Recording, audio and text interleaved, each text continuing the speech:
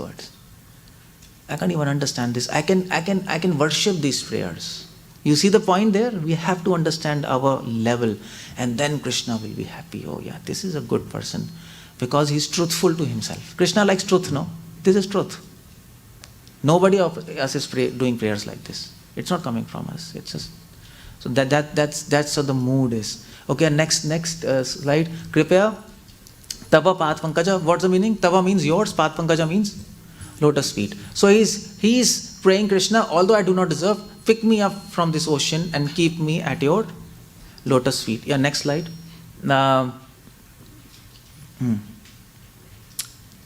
So why does he say pick me and place me at your lotus feet? Why doesn't he say place me at your chest or in your hand? Why lotus feet? Why only lotus feet? What's so special in lotus feet? Why? Because lotus feet represents dasya. Dasya. Yeah. It represents dasya bhava. So Mahaprabhu is saying, please make me your servitor. Accept me as your servant.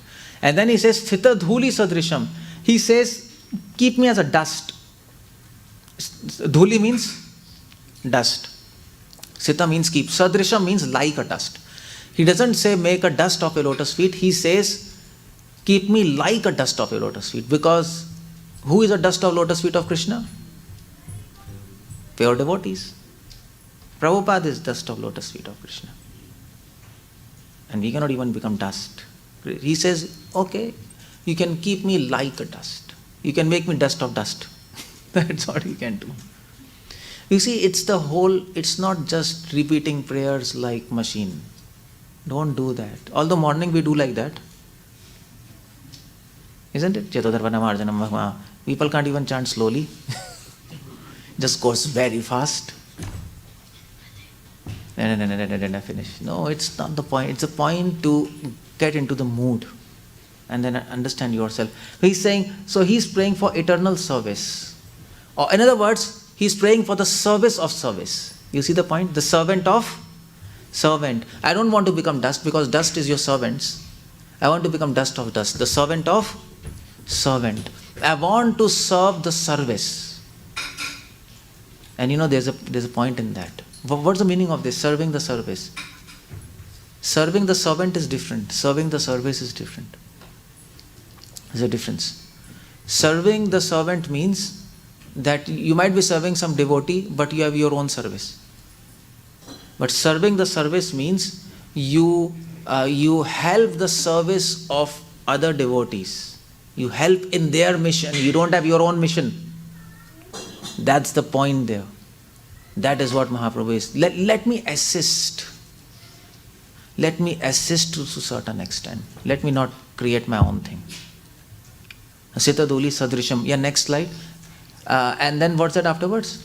Vichintaya. Okay. So what's the meaning of vichintaya? Chintya. Chintya means think. Chintya means think. Okay. Everybody, chintan. And what is vichintaya? An exaggeration. Not necessarily. Especially, particularly. Yeah, when you add V in front of anything, it means Vishesh. Vishesh Rupena Chintanam. Iti Vichintanam. So Chintana means think. And V means please specially, I have put a request, give a special attention to this. You see the point? My request is in the last, I know. There's so many other requests. So many people are praying. I know my request will be in the last in the file. But please consider it and specially consider it, It's last, but please take consider. Isn't it? So it's like putting some approach there. So vichintya, that's special. That means kindly consider, specially consider. The point here Mahaprabhu is bringing, Krishna is independent. You see the point? He is independent. That's why he's saying, please consider. He can reject, he can accept, he cannot accept. Or he can accept after a million lives. So he's bringing the point, you can't force your prayers on God. He's independent. You have to keep this caveat. You know caveat? Caveat? What do we say caveat? Yeah, you have to keep this. I don't know. Any synonym of it. Yeah. If you put a request, you have to keep in mind it can be rejected. You can't assume that it will be accepted by Krishna. Oh, I prayed to Krishna. So why it's not happening? Well, I rejected it. Krishna will say, that's why it's not happening. Krishna, why did you reject me? I was crying whole night. You can't do this like to me. Krishna is independent. He can do anything he likes. Isn't it? You can, whole life you can do devotion, then he can say you go to hell. Can you do like this? Yes or no? You take initiation, you chant 16 rounds, you open so many temples all around the world, you write 100 books, and then after death Krishna comes, he says, I am sending you to hell. Can you do like this or not? Are you scared? Well, he can do anything. That's the first definition of God. 𝗪𝗪𝗪𝗧. He is independent. We have to understand he can do anything. And that is the Sikshashtakam 8th verse. Whole 8th verse is actually helping you to understand he is independent, he can do anything. If we don't understand this fact, we will never get his mercy. Of course, he will not do like this. He is not a mad person. He is not mad, isn't it? He is not mad that he will send you to hell after opening 108 temples. He might send you to hell to preach. 109. Yeah, 109 temples. 109th Divya Desham in hell. He can send you. You might say, Krishna, why are you sending me? Krishna will say, no, I am sending you. Then he will say, the reason I am sending you is because you are the best of my devotee. And I want you to preach there. You see? So you may not understand the reason why he is doing. And you might think it's wrong. But whatever he does, that's perfect. So sometimes Krishna does so many things we don't understand, but we have to understand one thing, whatever he is doing, his plan is perfect. It might not look perfect to us, but it's perfect. And because he's independent. So you see how much independent he is. That is explained in the 8th verse. And I'll go quickly here. Yeah, next slide. The 8th verse, anybody knows 8th verse? Everybody knows that. At least you can speak that. 𝗙𝗪𝗶𝗶𝗪𝗲 विनस्तुमा दर्शनम 𝗪𝗲𝗀 𝗪𝗲𝗀 तथावैधातुलम 𝗪𝗲𝗪𝗲. This is the ultimate understanding of independence of God. This is the ultimate understanding of philosophy of Madhva. That is why we are in Madhva Sampradaya. Some people ask, no, Madhva Sampradaya, Ava Sampradaya. There are some disconnections why we are in Madhva. Whole Madhva Sampradaya, Madhva came to teach us God is independent, we are dependent. You know this, no? Madhva has 2 fingers, no? You know the South India Madhva, 2 fingers. He is saying God is independent, we are dependent. That's a concept he wants to make us to understand. Mahaprabhu takes this concept to the pinnacle. How much independent he is, I'll show you. That's Gaudiya Vaishnavism. Okay, Madhva says independent, okay, but he doesn't say how much independent he is. To what extent he can be independent. Gaudiya Vaishnavas comes, okay, we'll show you how much independent he is. And that's what he's showing in this verse. And okay, let's do it quickly. And what he says, yeah, can you go with the first word? Mahaprabhu says, 𝗙𝗪𝗪𝗪. Mahaprabhu is praying, Krishna, you are independent. 𝗙𝗪𝗪 means embrace. Embrace. You are independent, although I do not deserve your mercy, I am useless, but please embrace me. Accept me as your servant. Embrace means accept me. If you accept somebody, you embrace him, isn't it? So embrace me as your servant. 𝗙𝗪𝗪 also means asha. I have this hope, or hope against hope. That's basically Raghunath Goswami says. I have this hope against hope that you will one day will definitely be merciful to me. So a devotee has full faith that Krishna will do mercy on him. You know why? Why? Now tell why. Why do we have faith that Krishna will definitely do mercy on us? Why? No verses. Logic.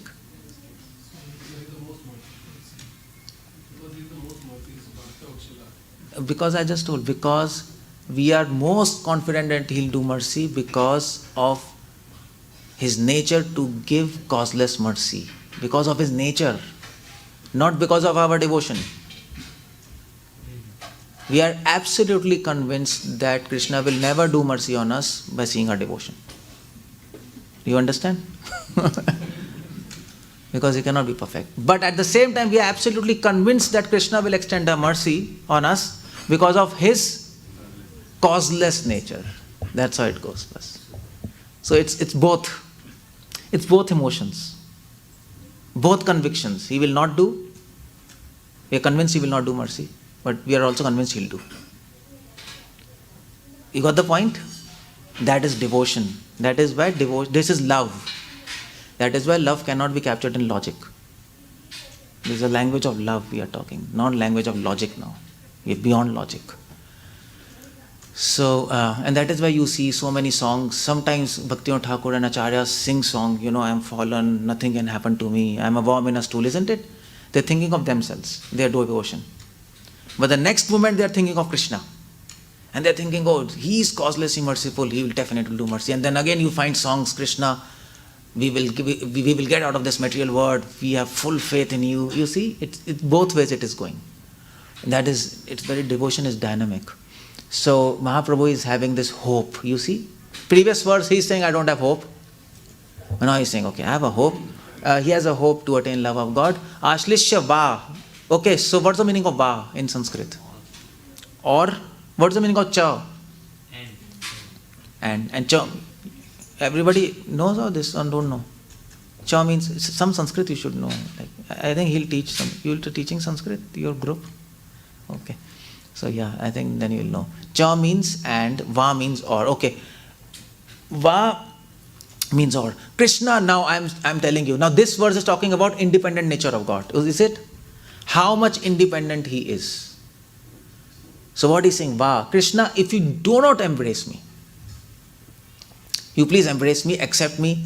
If you do not accept me because of your independent nature, then still I will keep on serving you. You got the point? If you do not accept my request, if you reject it, still I will keep on serving you. That is 𝗪𝗪𝗃𝗃. You see, this is love. Lust will break at that point. If you have lust relationship will break. Okay, I want to love you. If you do not love me, he says, I don't love you. Okay, fine, go to hell. Then what should I do with you? But no, love goes beyond this. If you do not embrace me because of independent nature, still I will accept you. Next slide. And if you padratam, okay, fine. Padratam means, what means of pad? Lotus feet. Ratam means attachment. The point is, if you do not accept me, and even if you do not give me slightest of taste, attachment to you, still I will keep on serving you. Even if I do not get taste in chanting of holy names. You see the point? Many times we don't get, no? Still the spirit is, the loving spirit is what Krishna is seeing here. I will keep on serving you. That's why Prabhupada says, Krishna becomes obliged to the loving spirit. It is written there, Prabhupada says. Not exactly to the service rendered. So devotee says, Krishna, even if I don't get taste, even if you don't give me taste, even if my mind is fully bewildered, still I will keep on serving you. Krishna is not seeing whether your mind is disturbed or not. So don't be disturbed when your mind is disturbed. You got the point? Most of us become disturbed when our mind is disturbed, isn't it? People say, Prabhu, my mind is disturbed. My mind is not under control, isn't it? We say that, no? That's not what Krishna is looking for. Of course, in perfection he wants that, but he's looking for the fact that even if your mind is uncontrolled, still you are doing devotion. That pleases him. Even when you are chanting and your mind is uncontrolled, still you say, no, I will do it. That thing he is looking. See the point? And then he will give mercy and then your mind becomes controlled. So don't be bewildered. Oh, I'm chanting, my mind is uncontrolled. What should I do? What should I do? Okay, leave chanting. No. That's the time you should be doing chanting. When your mind is uncontrolled, you have more opportunity to please Krishna. Rather than when your mind is controlled. This is one perspective. I'm just saying. This is one angle to see that. Because when your mind is uncontrolled, when all situations are negative, still you continue. That is your spirit want to continue. It's your soul's calling. In spite of everything is anti. And that's what Krishna wants to see, the calling of his soul. Got the point? So that's what Mahaprabhu says. That's how independent Krishna is. Krishna, even if you don't give me taste, enthusiasm and devotion, still I will keep on serving you. That is why when you become unenthusiastic in devotion, you should become enthusiastic. It makes sense? When all of us become enthusiastic sometime, no? We become depressed for many reasons, maybe politics, maybe this, maybe that. And that time you should think, this is the best time to please Krishna. So I will make my enthusiasm double. And then Krishna is pleased. Do you see the point? So it goes like that. So you see how independent he is. Now Mahaprabhu is saying Krishna is even more independent, by the way. Next slide. Padratam Pinastu Mam. What's the meaning of Pinastu Mam? Even if you give me sufferings, even if you don't give me taste in holy name. Pinastu means to actually trample in the foot. Pinastu means to crush. Mahaprabhu says, Krishna, you're so independent, forget about giving me taste. Even if you give me material sufferings, still I will keep on serving you. And Krishna can do that, isn't it? That's how Krishna is independent. Mahaprabhu is saying, okay, fine, I might be doing all devotion, but still you give me material suffering, still I will keep serving you. Who were Pandavas? Who were that? Whole life they were suffering, isn't it? And the kind of sufferings they went, we can't even imagine. Draupadi, Vanvas, and 1 year they were like exiled, and what was happening, Agyatvaas. Who can suffer? How much suffering Sita got? But still they served. So that is, he's saying, Krishna, I am even ready for that. I am even ready for this test. Even if we give you sufferings, I will keep on serving you. You see? So this is, Krishna is testing his devotee. To what extent he will serve me. To what extent he will want to serve me in spite of my actually rejecting him. You see the point? That is love. Test of love. And Mahaprabhu goes even further next. He says, Krishna adarshana ma marmatam karautuva. Adarshana means, even if you break my heart by not visible to me, even if you neglect me. You see the point? Beating somebody is suffering, isn't it? Hitting. But neglecting is a greater suffering. If you know, upeksha. That's beating somebody is physical torture. Neglect is mental torture. Is it not? And you all know. If your wife stops talking to you, it's a neglect. She starts neglecting you, it's torture. Whole house atmosphere becomes very funny. Because you two are staying together, and you have to stay together, and one other person is starting neglecting you. And they don't say yes, they don't say no, they don't say I'm pleased, they don't say I'm not pleased, nothing. That is more tensed, isn't it? At least say, I don't like you. No, even don't say that.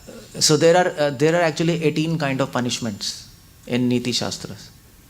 18 kind of punishment. The first punishment and the worst punishment is upeksha, neglect. So a teacher, if he wants to punish somebody and really punish, he'll start neglecting that student, and it will be real mental torture. Real mental torture. So Mahaprabhu says, even if you start neglecting me, still I am going to serve you. So even if you don't talk to me, even if you don't help me, even if you don't give any mercy to me, and you give me all sufferings, and you don't reciprocate with me even 0.1%, still I will keep on serving you. That is love. That is a definition of love. Love is defined as, Prabhupada defines love as, love is that thing, that relationship which doesn't break even after millions of obstacles between you and the beloved. That is love. Otherwise it is lust. That is why Romeo, Juliet and all these movies, what is this? All obstacles, no? Movies mein hi to hota hai wo. And he loves a girl, and then his parent doesn't want, and then he's sending villains and this and that, and then the chandelier all glass, and he's walking on that, all blood is coming. And then it's all obstacles. Any love story there are obstacles. And then you say, yeah, this is a real love story. And then they achieve. So that is real love. So Krishna is putting obstacles like that. He is showing I'm independent. So that's why Krishna is independent, and he exhibits his independent nature to test the love of the devotee. And he starts neglecting. And the next is Darshanam Varmatam 𝗪𝗪𝗀𝗪 𝗪𝗪𝗀. Next slide. Yata tathava vidadhatu 𝗪𝗪𝗀𝗪. And Mahaprabhu says, Krishna, even if you reject me for eternity, that's the last limit of independence. Even if you reject me till eternity, I will keep on serving you. Can you do that? No, none of us will do, isn't it? If you come to this temple and we say, you have got to serve Krishna till eternity, and till eternity he will not accept you. That's all. He will not accept you, he will not give you any mercy. Till eternity. Are you ready? 99.9% no. Maybe 0.1% who love him, they will say no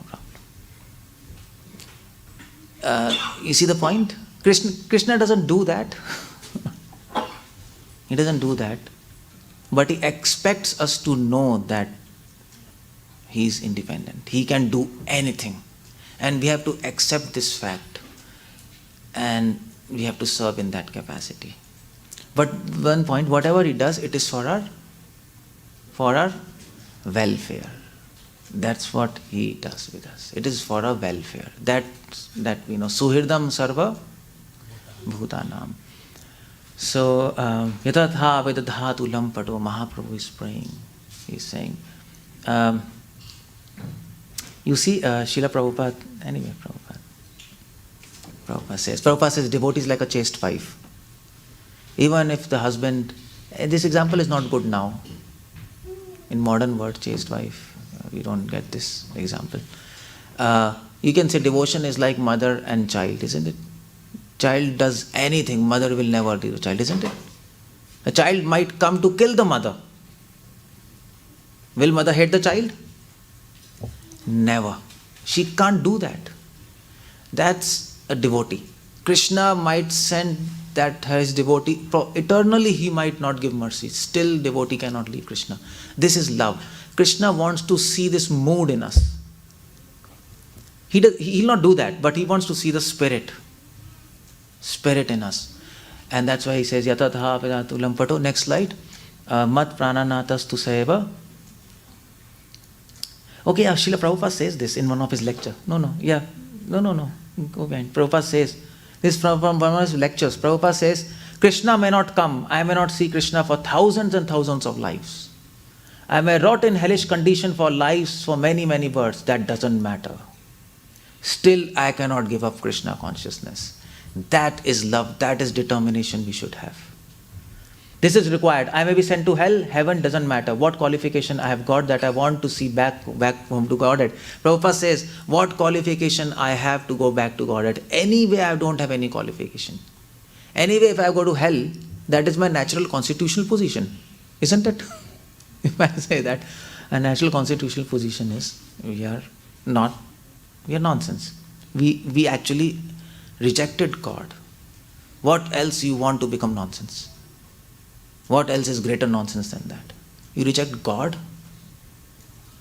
All attractive, all loving. What is this? You have got to be really a nonsense person to do that. So he says, it is not so easy thing. Why should I be sorry for that? I should be happy even in the hell simply by thinking of Krishna. That is wanted. That is Krishna consciousness. This mood and this determination is required. If you think like that, you see the point? In Quran, there is a story. There is one Muslim. In Quran it is said you should sacrifice animals to Allah. You know that, no? वो चलाते हैं वो बलि halal. So there is a procedure of sacrificing animal to Allah. So that one Muslim came to Prophet Muhammad and he said, Prophet Muhammad, I cannot see animals being killed. What should I do?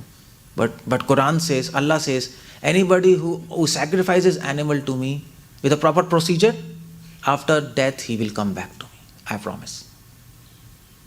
So he says, but I cannot see animals being killed. So my chances of going back to Allah is finished. You understanding this point, no? So then he says, what should I do? Prophet Muhammad says, okay, I'll ask Allah and tell you. So next day he comes. This is in Hadith. Hadith means Prophet Muhammad Leela Amrit, like Prabhupada Leela Amrit. Hadith, that's called Hadith. So Mahaprabhu says, okay, good, I'll ask. So next day he comes. So he says, did you ask? Because my chances of going back to Allah is 0. So Prophet Muhammad says, I asked. And you know what Allah told? Allah told that, yes, anybody who sacrifices animal with proper procedure, he will come back to me after death. But you are already there in my heart. Because you cannot see animals being killed. That's, by the way, you can preach to our friends. It's there. It's not necessary to kill animal in Islam. In fact, if you don't kill, Allah is more pleased. So anyway, you see the point? If you pray to Krishna, even if you send me to eternity, still I will keep on serving you. Krishna will say, immediately call this person to me. That is intelligence. You see the point? And if you say, no, Krishna, you reject me, how will I serve you? There is no inspiration. What should I do? This and that. Krishna says, okay, it let time. Krishna, that's why I told you, Krishna wants to see that mood and the spirit. Bhaktivinoda Thakur says, this is intelligence. This is intelligence. He will immediately call you. This is a devotee I wanted, because he's thinking like that. Krishna will not send you to eternity and hell and all. He's not a mad person, first of all. He's not a crazy guy. But he wants to understand, he wants you to understand perfectly that he's independent. That thing has to be understood, right to the point. We are dependent and he is independent. We are Jiva and he is God. Nobody can compare to him. Jivatma Paramatma? Huh? Jivatma Paramatma. Yeah, nobody, Jivatma can never compare Paramatma. So that if you have this mood, you go back to Krishna now. Now, at this point. Provided if you can start thinking like this. But to think like this, you need to prepare yourself, isn't it? You can't always think like that. It's so difficult. It's so difficult to think like this and be inspired, isn't it? It's difficult to do that, no? Krishna will not give me any mercy, send to hell. Okay, Krishna, still I'll keep on serving you. And then it's difficult. And then Krishna says, okay, you're praying like that, you're thinking like that, so I'll start doing like that. And then I'll see whether you're really saying or not. So he can do that and he can do anything, but that's surrender basically. I surrender. The point is, I'm not important, you are important. You do whatever you like with me.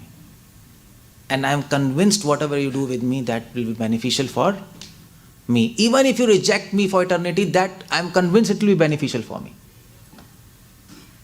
Because you cannot do anything wrong to anybody. That is God. God cannot do anything wrong. Suhirdam, he's 𝗙𝗲𝗶𝗹𝗀. He has no dosh. He's all compassion, all love. But his style of extending compassion and love, sometimes we don't understand.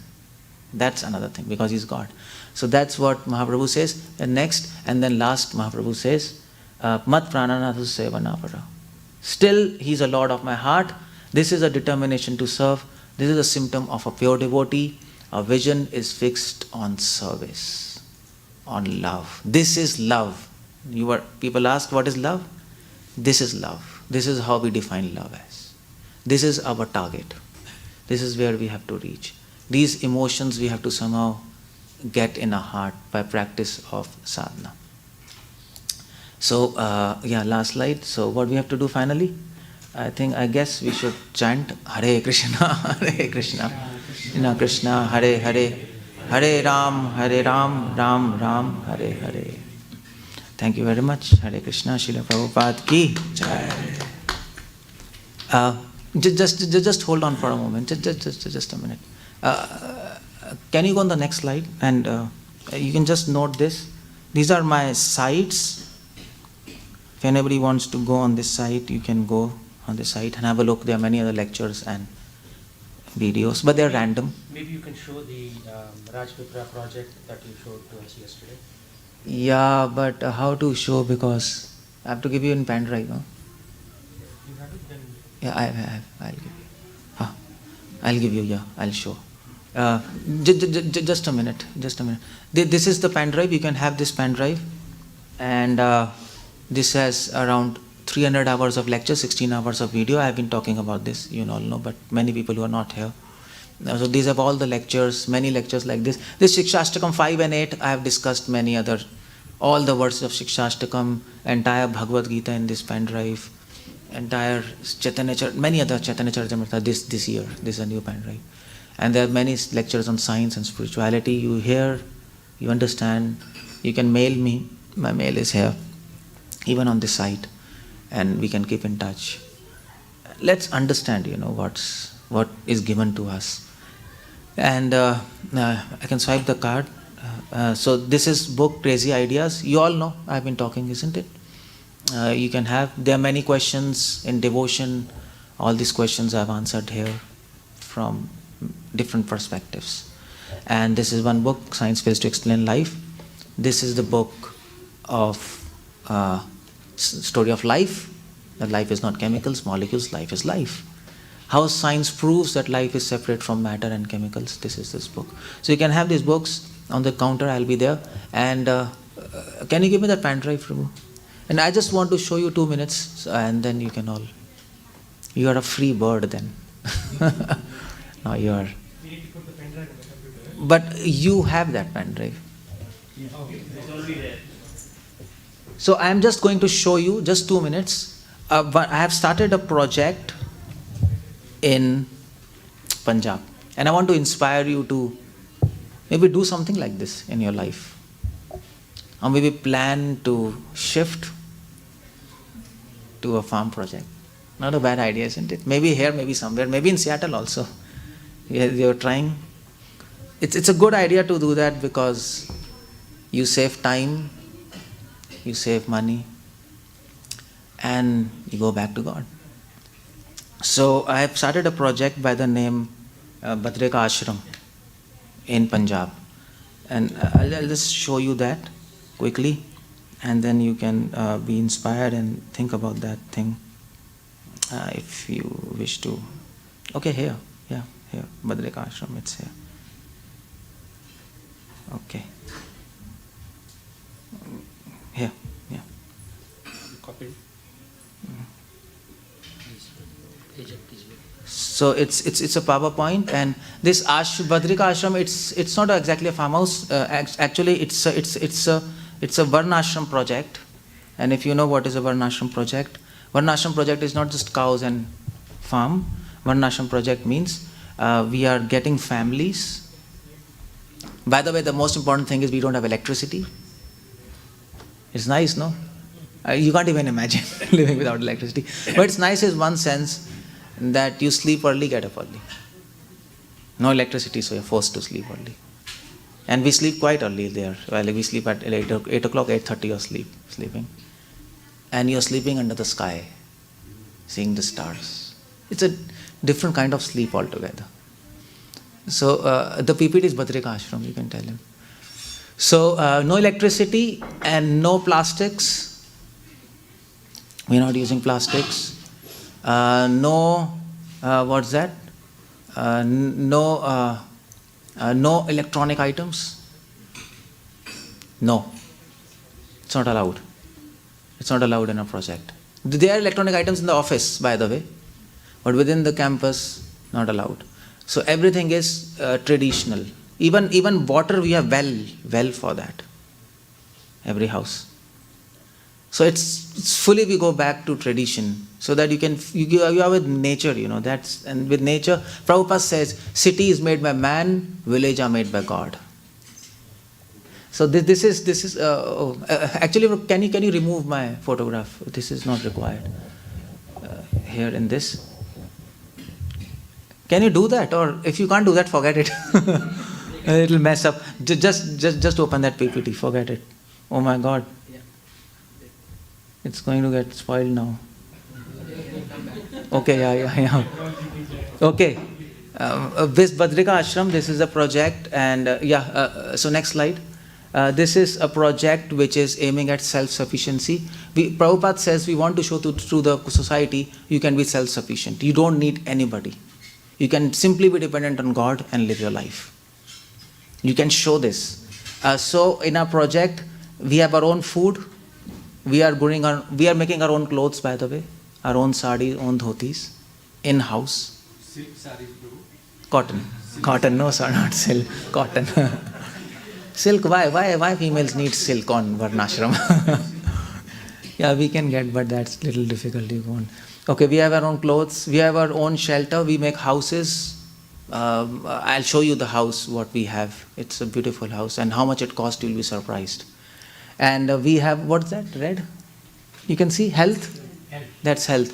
Our own health. If you live on farmhouse, 90% disease are finished, first of all. Because fresh air, fresh food, no insecticides, no pesticides. Fresh mind, no disease. And some diseases, you can always go to nearby hospital. Very major disease, that also you don't need. If you have some little knowledge of Ayurveda, which we will teach, only that. Education, no modern education to our children. Our children are studying, we don't give them modern education, no degrees. They just learn Sanskrit, our tradition, and our Vedas, that's all. So that we want to give to this world a breed of pure devotees. That's required, by the way. That's required. Books will not make the magic, people will make the magic. So the goal should be fixed. So we just, religion we have, communication no problem, entertainment, farm project no problem. Entertainment is trees, cows, our children play with cows. Whole day they are with cows. Like Krishna used to play. Actually, I was surprised. One of the child, like when I was in India, like 7 years old, he was catching the tail, and the cow was running, and he was like flying like Krishna. Automatically, he made that. Automatically, he thought of that game, And then everybody's catching, and they're running after cows. So you don't need video games. You don't need anything else. It's so nice there. So yeah, next slide. So this is about self-sufficient. This is one of the cow at a project. We preserve Vedic culture by protecting cows. That's very important. Next. We also, this is not Punjab, but we grow our own food. Next. This is some, you can't see, but one of the project is already going in Gujarat by the name Nandgram. Bhakti Vikasa Maharaj, my spiritual master, has started. I've started another in North India. So these are some teachers, some students. Next slide. This is the project. Already, you can see from here. So one project is going in Gujarat, that side. One is in Karnataka, Salem, and on the top in the red, Rajpura, Punjab. You can see? They are in Punjab. That's upper project. Next slide. This is how, that red thing is a place. It is very near to Kurukshetra. Below is Delhi, right below. From Delhi to our place is just 3 hours. If you come to Delhi, please visit. Anybody, if you are coming to Delhi or Vrindavan, you can always visit our place. We can also take you to Kurukshetra, it's just 40 minutes. Kurukshetra has 370 holy places, by the way. Even if you visit it, you have to visit with us again. Because you don't know, it's a beautiful place. Okay, next. Haridwar is also nearby. This is the Google map. Next. What happened? This is the land. There is a big river. We are besides the river. We purposefully chose this land near the river so that this is a branch of Satluj. So even in summers, it is so chilled that you can take your beer bottle, and beer means cold drink. Put it in that. Within 5 minutes, you can see some snow flakes in that. So chilled water. So we purposefully took so that we can swim and whatever in summers, our children. It's very nice. Okay, that's the land. 5 acres, 4.5 acres land, something. Okay, next slide. This is the land. This is some growth, and that is a river there. You can see next. There's some construction going on. I think they might have already made something. That's already something structured. So brahmacharis and students are living there already, and cows. Next. This is some team which is handling some brahmacharis. These are the kids. You can see yellow dress. Some of the kids. This is 7 years old boy, Mukund. That is from Delhi. Saurabh. He is 15 years old. Then there are other boys. Yeah, next. This is our team who is handling doctors, engineers. It's a big project, so we need team. Yeah, next. This is one of the offices in Delhi, one is in Vrindavan, one is in Punjab. If you come to Vrindavan, just send me a mail. I'll keep you in touch with our office in Vrindavan. They can guide you if you want to come and give you other information, if you want anything. Next. This is Prabhupada, this is Bhakti Vikasa Maharaj, who has inspired us to start these projects. Bhakti Raghav Maharaj, he is also doing on the same lines. Shivram Maharaj, he is doing in Hungary. Different sannyasis are now trying something like this, because it's Prabhupada wanted Varnashram project. The next. This is the houses, cross section.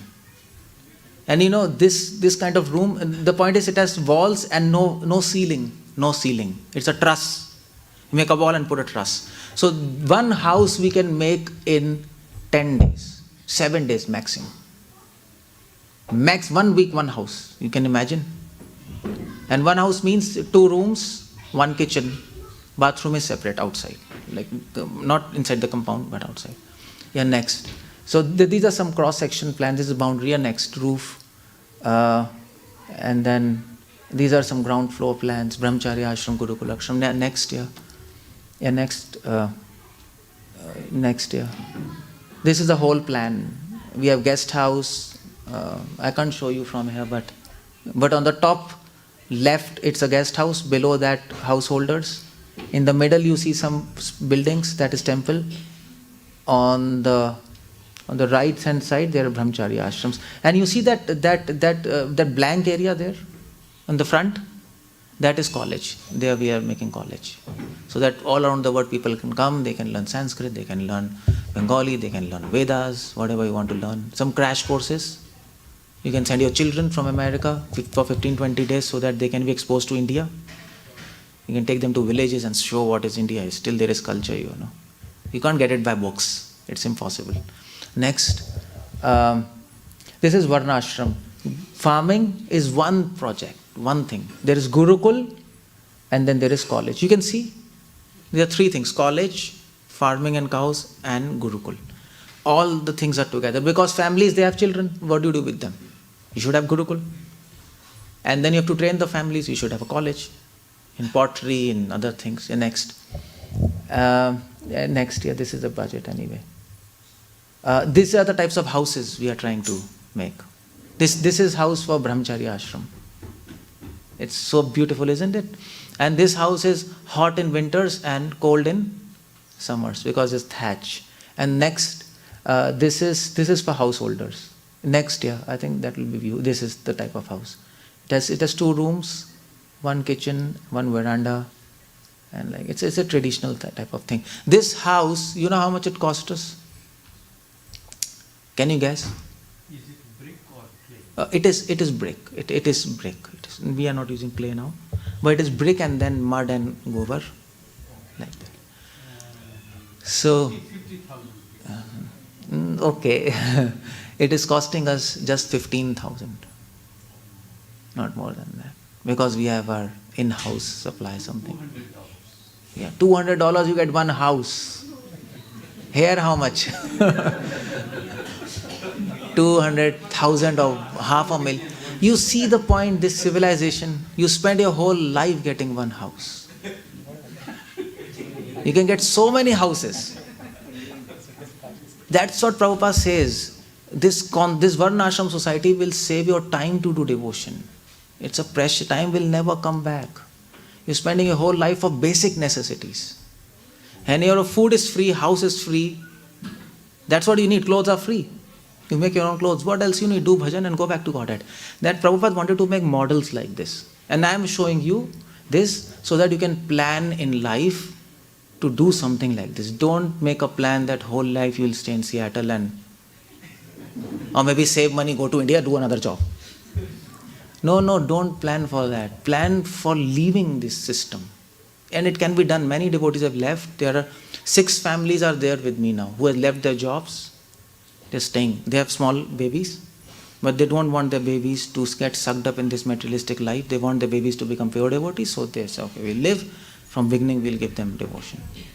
So like that. Okay, next. This is the river, Satluj river we have there. Here next. This is some plan. By next November, we'll be like fully finally done. Next. This is a benefit for community. People who live there, they get 100% organic food, pure cow's milk, time for devotion, sanskars for children, and free in-house medical facilities because you are living on nature. Next. This is okay. Cow protection we can do. Free stay for people who are coming there. Next. If you come there, you can stay there nicely. This is a benefit for community. See, you save environment. You save breeds of cows. You see the point? You are giving free education to children. So you teach people what is education. Education should be given free. You're setting the example. Vidya cannot be sold. It has to be shown to people. And then you have a college program to train to adults. The main point is Prabhupada wanted to show that how to be dependent on God. In household life, we don't generally learn that, isn't it? Because we are half dependent on money. But if that doesn't come, fully dependence on God, we don't advance. That's what Prabhupada wanted. In farmhouse, you learn that mood. And then, of course, eco-friendly, plastic-free communities. Next. And you're ready? Please come there, Vajrika Ashram, all of you. Anytime you come, contact me, have a look. We can take you to Kurukshetra also, Hardwar also nearby. Have a visit, see that, be inspired. Plan for something like this in your life. Thank you very much. Hare Krishna. If anybody wants books and pen drive, I'm there. And want to talk to me something, Hare Krishna. Thank you. I'll meet you next year now, if Krishna willing. Thank you very much, all of you, for coming and listening, spending your time.